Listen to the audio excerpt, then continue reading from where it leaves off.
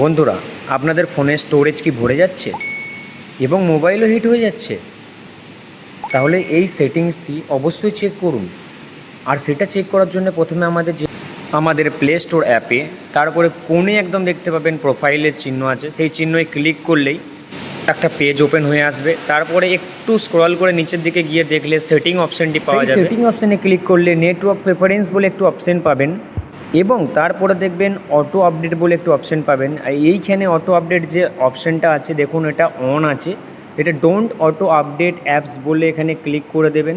তাহলে কি হবে, আপনার মোবাইলের যে অ্যাপসগুলি অটোমেটিক আপডেট হয়ে যায় না, সেইগুলোর অটোমেটিক আপডেট হবে না, আপনার স্টোরেজও ফুল হবে না এবং ফোন হিটও করবে না।